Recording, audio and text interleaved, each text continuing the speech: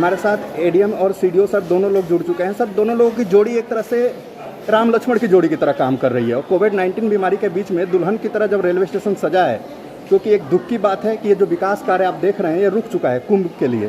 तो आपकी अब तक की जॉब के बीच में, और सर मैं आपसे स्पेशली आपसे जानना चाहूँगा कि आप आईएएस कैडेट के एक यंग ऑफिसर हैं, तो आपके लिए क्या अनुभव रहा है? वो ट्रेनिंग के बीच में क्या ऐसी कोई बात बताई गई थी कि इस तरह के आपके करियर के बीच में भी मोड़ आ जाएगा?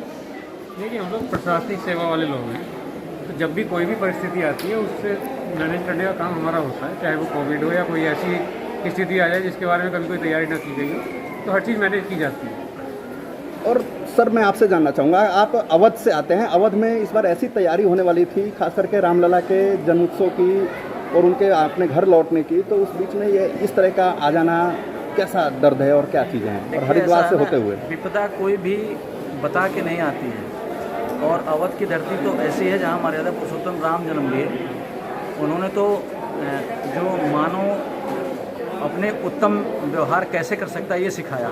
तो आपदा में भी हमें धैर्य के साथ कैसे आपदा से निपटना है ये हम कर भी रहे हैं और सीख भी रहे हैं। सर, रात के 9 बजे जो ट्रेन आने वाली है उसके लिए आज देखा जा रहा है कि आप बार बार अधिकारियों के टच में हैं, चाहे वो रेड क्रॉस के लोग हों, चाहे शिक्षा विभाग से जुड़े हुए खंड शिक्षा अधिकारी हों, क्योंकि मैं देख रहा हूँ कि आपके रात के 11-12 बजे तक आप लोग टच में रहते हैं, लिस्ट बनता रहता है, अपडेट होता रहता है, ड्यूटियों में बदलाव होते रहते हैं। तो वो एनर्जी कहाँ से आ रही है जो कि 18 घंटे का काम और इतनी गर्मी के बीच में?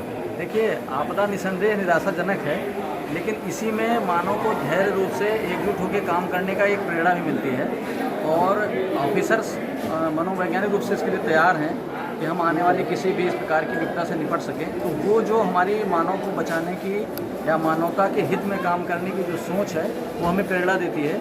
उसी को देखते हुए हमारे सभी डिपार्टमेंट मिलजुल कर आपसी समन्वय से काम कर रहे हैं, और उम्मीद है कि हम लोग इससे अच्छे से निपटेंगे। अब तक आपको ऐसी कौन सी कमी दिखाई दे रही है कि जो आप चाहते हैं कि अगली वाली जो ट्रेन सूरत से आ रही है उसमें हम दूर करें? नहीं, थोड़ी एक दिन में चूँकि अगर 2 ट्रेनें आती हैं तो निसंदेह हमारे जो जिला है उसमें संसाधनों पे दबाव पड़ता है। तो हम लोग ये उम्मीद रखते हैं या उम्मीद करना चाहते हैं कि ट्रेन अगर आए तो थोड़े उसके बीच में गैप रहेगी, तो हम जो व्यवस्था है उसे अच्छे से और सुचारू रूप से चला पाएंगे। आपके हिसाब से अगले आने वाले 15 दिन कितने टफ होने वाले हैं उत्तराखंड के लिए?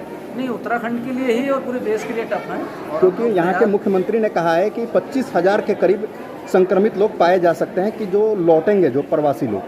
नहीं, देखिए, संभावना बढ़ने की, संक्रमित लोगों के बढ़ने की उम्मीद तो है, चूँकि अधिकतर लोग ऐसे नगरों से आ रहे हैं जहाँ पे इसकी पॉजिटिव लोगों की संख्या है। लेकिन हम लोग पर्याप्त जो एहतियात है, जो स्वास्थ्य डिपार्टमेंट के, सरकार के हमारे और तमाम जो गाइडलाइन है उसका पालन कर रहे हैं, तो उम्मीद है कि हम लोग इससे निपट लेंगे। धन्यवाद सर आपका। ये हमारे साथ अब हम जुड़ते हैं आपसे उनसे जिनसे रेड साइन है, जिनके पास। सर, आपकी ड्यूटी कितनी हार्ड होने वाली है और कितनी मुश्किल होने वाली है अब 15 दिनों के अंदर? हाँ, आपदा है और ये महामारी आपदा है। महामारी इस तरह की है कि पूरे विश्व में एक साथ है, तो इसमें हम जितने संसाधन हमारे स्टेट पर हैं, हमारे जनपद में, उन्हीं संसाधनों से हमें ये काम करना पड़ रहा है।